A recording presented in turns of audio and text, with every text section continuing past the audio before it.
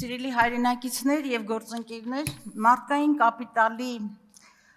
ճիշտ օգտագործման մեկնակետից անշուշտ սա գնահատելի նախաձեռնություն է, բայց ունենք մի քանի հաստատումներ, այդ թվում նաեւ առաջարկություն, որը նպատակահարմար եմ գտնում այստեղ հնչեցնել։ Նախ արդեն նախագծի ինքից ներկայացված հիմնավորումը կամ հիմնավորման մեջ տեղ գտած շատ սակավ վիճակագրությունը թույլ է տալիս եզրակացնել եւ այսպես բացորեն ասել, որ բավական վիճակագրություն, բավական վերլուծություն չունենք կամ թվային պատկեր չկա, որպեսզի մենք կարողանանք այսպես վերջնական թվերով կամ ուսումնասիրությամբ հանրությանը ներկայացնել, թե 18 թվականից մինչև օրս, ուրեմն Շանհայի հիսնյակում քանի երիտասարդ է կրթություն ստացել, ինչ մասնագիտությունների գծով են կամ մասնագիտացումը ինչպիսին է եղել եւ առհասարակ ամբողջական այսպես վերլուծություն կամ պատկեր չկա,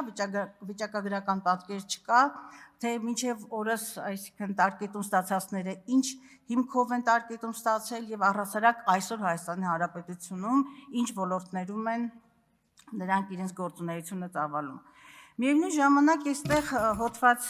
1-ում, նախագծի հոդված 1-ում նշված է, որ ուրեմն տարկետում եւ հետագայում նաեւ կազատի զինվորական ծառայությունից այն քաղաքացին Հայաստանի Հանրապետության, որը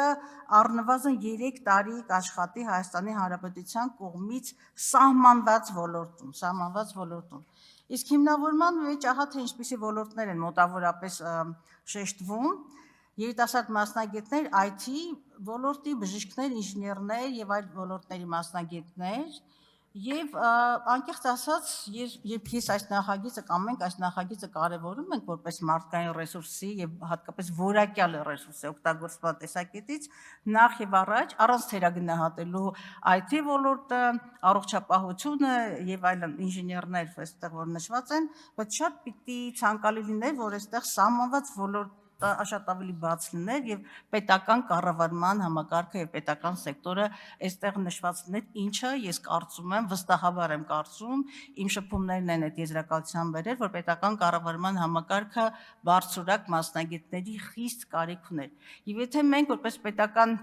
այսինքն կարևորագույն ինստիտուտ նախագիծը պիտի օրենք դառնա եւ դրական քվեարկենք այս նախագծին, որը ըստ էության ինչ որ իմաստով նաև խտրականություն է սահմանում եւ որոշներին իրենց առավելությունների, իրենց գերազանցության, չգիտեմ որակի եւ այլ պատճառների համար նրանց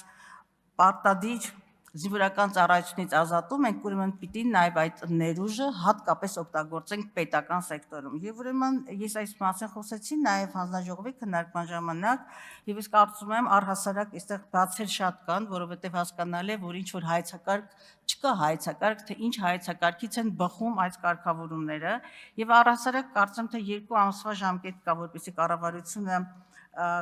ընդունի համապատասխան իրավական ակտը, ես նաև մեր խմբակցության անունից առաջարկում եմ, որպեսզի սահմանված կառավարության կողմից սահմանած ոլորտներում պարտադիրորեն ներգրաված լինի պետական կառավարման համակարգը եւ պետական սեկտորը, որովհետեւ ի վերջո, այո, մասնավոր, այստեղ չեմ բացառում, որ կարող են նաեւ ռազմավարական նշանակության մասնավոր ձեռնարկություններ լինել, բայց պետության շահն է նախ եւ առաջ ուժեղացնել, զորացնել պետական կառավարման համակարգը։ Ես առաջարկում եմ, սա մեր առաջարկությունն է, որպեսզի առաջինից երկրորդ ընկած ժամանակահատվածում հենց այս չափորոշիչներ տեղ գտնեն կամ սահմանում կամ չգիտեմ հաստատումներ տեղ գտնեն նախագծի մեջ։ Շնորհակալ եմ։